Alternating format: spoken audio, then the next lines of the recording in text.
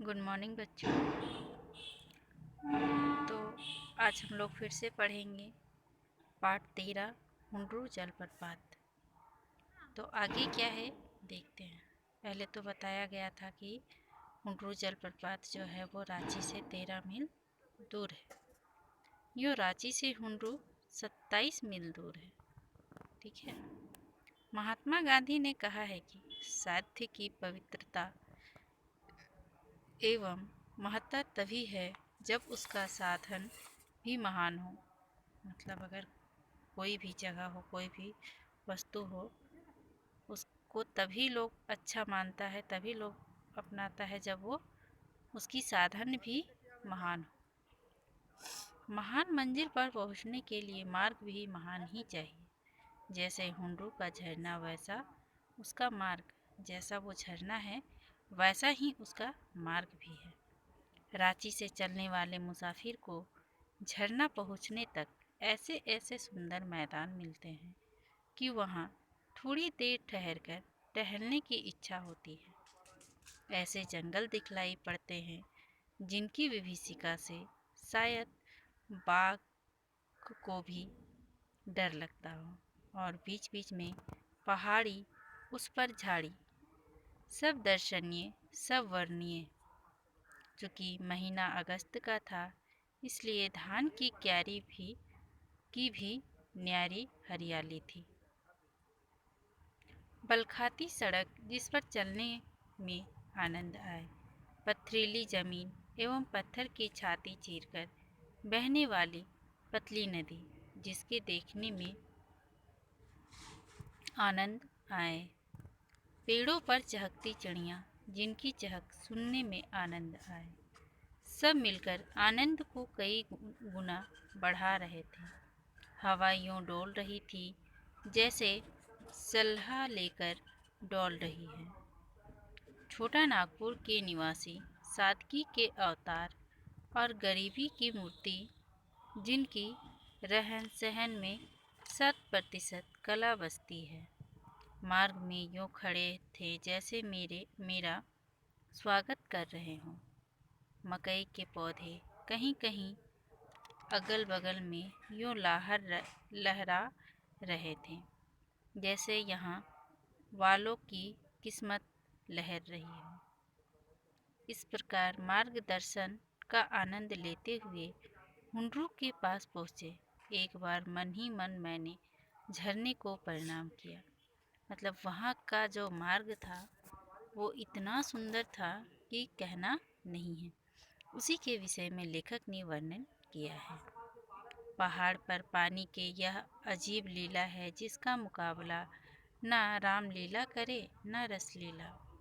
पानी का इस प्रकार उछलना कूदना, धूम मचाना, और उसकी यह आवाज़ जैसे 10-5 हाथी एक बार चिंघाड़ रहे हो, जैसे 10-5 ट्रेन के इंजन एक साथ आवाज़ कर रहे हो, जैसे एक साथ कई हवाई जहाज चक्कर काट रहे हो, या जैसे कई सहस्त्र नाग एक साथ फन फैलाकर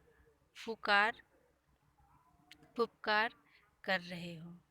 पहुंचने के साथ यात्री के कानों में ऐसी ही आवाज़ पड़ती है जैसे ही यात्री उस बहते हुए नदी के पास पहुंचते हैं, तो ऐसा ही आवाज़ उनके कानों में आता है। और अब झरना देखने लगा, वातावरण की पवित्रता ऐसी ही मालूम होता है मानो हम देवलोक के समीप पहुंच गए हैं। या क्या है ना ये, क्या यह युग युग से पानी का आघात है, पत्थर की बर्दाश्त है, और यूं एक प्रकार से यह पत्थर की क्षमता का प्रदर्शन है। पर एक पत्थर ऐसा भी है जिसकी छाती को चीरकर पानी निकलता है।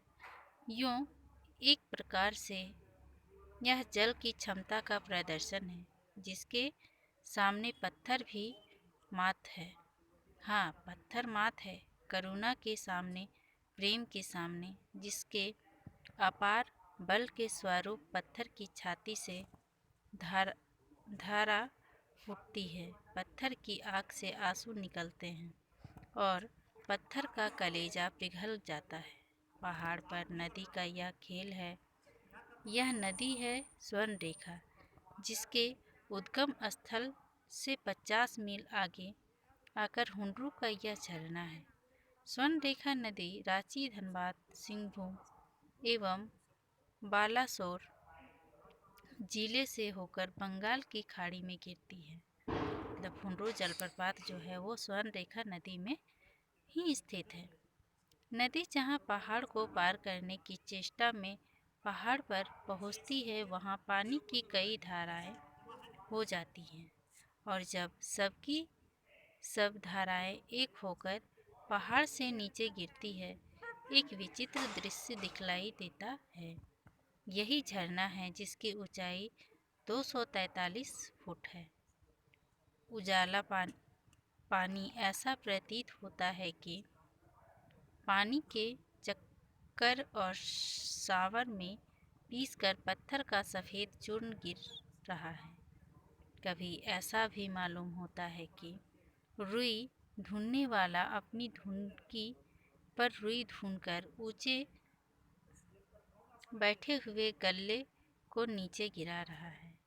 बचपन में हवा की मिठाई लेकर फेरी वाला आता था तो उसका रंग लाल होता था। प्रतीत होता है वैसा ही, लेकिन उजले रंग की हवा की मिठाई लेकर पर्वत आज स्वयं फेरी देने निकला है।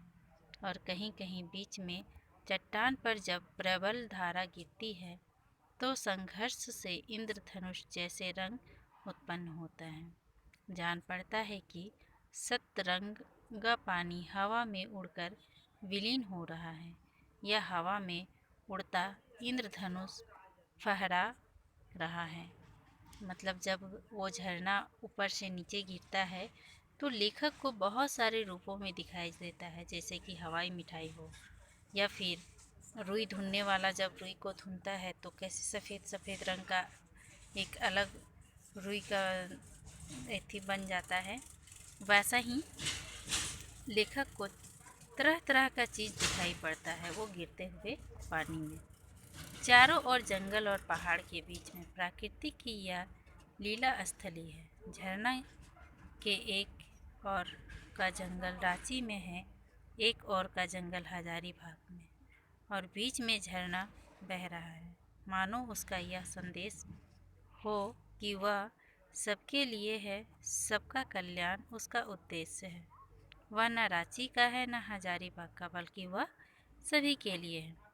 मतलब चारों ओर जंगल है लेकिन बीच से झरना गिरता है, यानी लगता है कि एक जंगल जो है रांची की ओर है और एक जंगल हजारीबाग की ओर है, लेकिन झरना बीच से बहता चला आता है। लेकिन उसका यह संदेश है कि वो सभी के लिए है। ऐसा नहीं कि वो हजारीबाग के लिए ही है और ना ही रांची के लिए, बल्कि जितने भी